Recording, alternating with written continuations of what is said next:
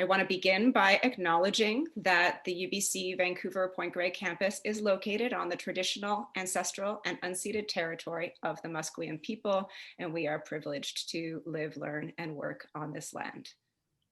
I'd like to begin by just talking a little bit about the general makeup of our program, who we are.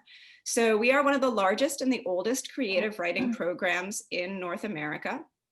Our program is workshop-based. That means that most of the courses are small and they really focus on you generating work and bringing it in and sharing it with other students in the class.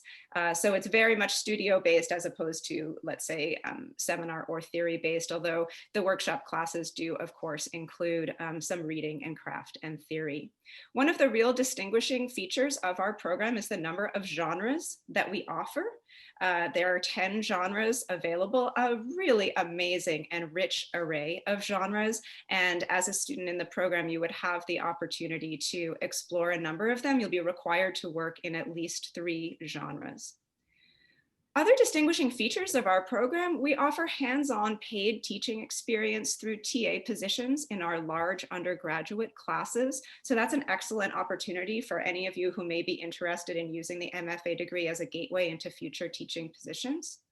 We also offer a lot of opportunities to connect with your peers and with professionals in industry through social events, through professional development opportunities, and through work-learn positions. So work-learn positions are student employee positions that are subsidized through the department. And we have work-learn positions, for example, on Prism International, our literary magazine, with our New Shoots program, which sends MFA students into the Vancouver school system to get teaching experience with younger populations. We also have a playwriting festival. So there's a lot of ways to develop and hone your skills and practice different aspects of professional development in your writing. What are we looking for?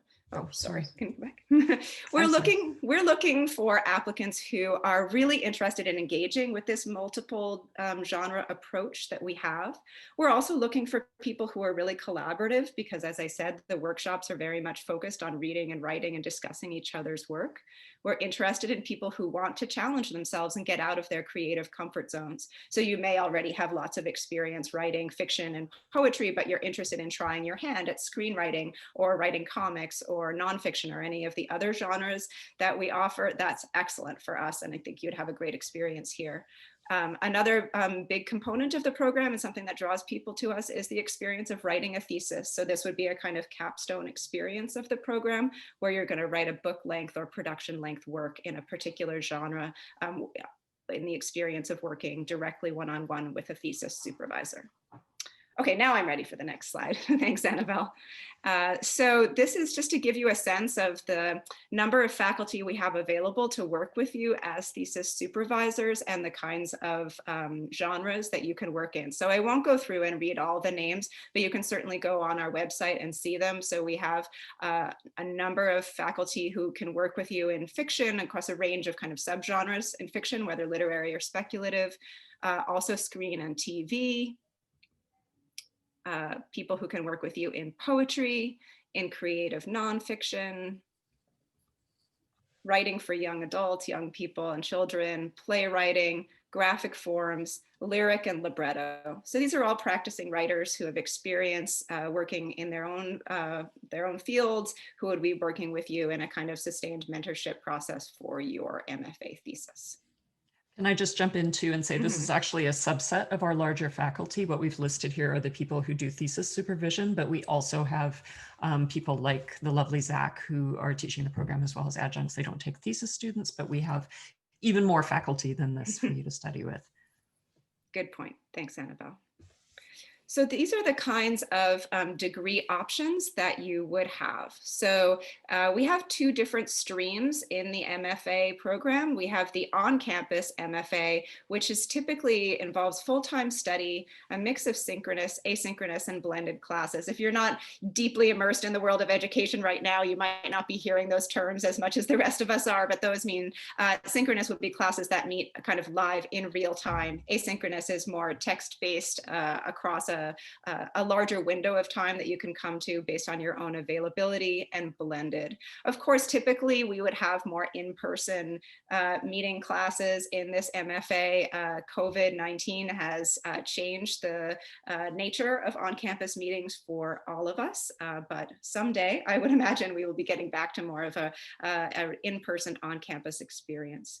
We also have the optional residency MFA. That is the distance learning component. You can do it from anywhere. You can do it full-time or part-time. Virtually all those classes are done in 27-hour asynchronous components. So the class would meet, let's say, Wednesday through Thursday, and you participate based on your time zone availability and your schedule and otherwise.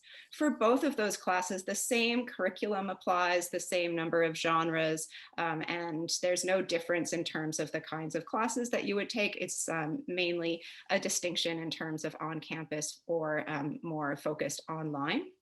With the optional residency, I would like to mention that we also have a summer residency intensive, which is in July. It's about 10 days long, and you would, in a regular year, have the option to come to Vancouver, or this past year we did it online, and you would have a really intensive experience with panels, craft talks, keynote lectures, as well as workshops, and the opportunity to meet with agents and editors and screenwriting people and learn more about industry components of the writer's life.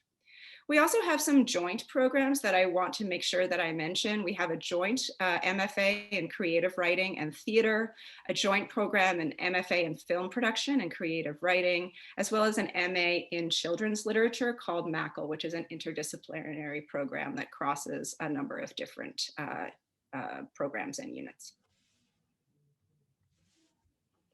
Here are some general facts about creative writing.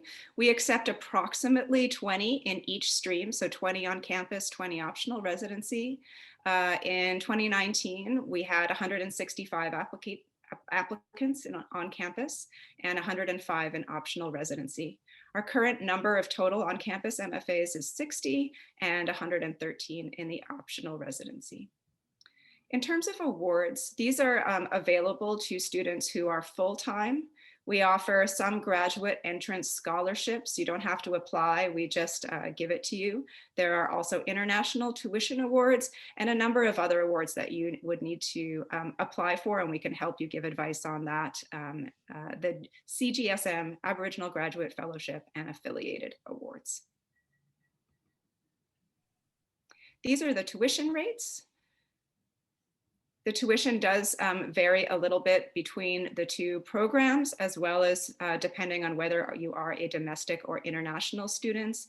And the payment schedule is also slightly different. In the on-campus program, you pay in 3 installments per year. And in the optional residency program, you pay per credit, and the program is 36 credits long. These I talked about a little bit already, but I just want to emphasize the number of student employment opportunities that we have available. We have TA opportunities. They are available to students located within Canada. They are salaried. They are teaching assistant positions for the large undergraduate classes in multiple genres. And you would be marking assignments, interacting with students, guest lecturing, and more, depending on what the instructor's needs and the course needs would be. And we also have these work-learn student employment positions, again, competitive in the sense that you would apply for them, and salaried. And they include things like working with the Playwriting Festival, the New Shoots program with the Vancouver Public Schools, and the Literary Magazine.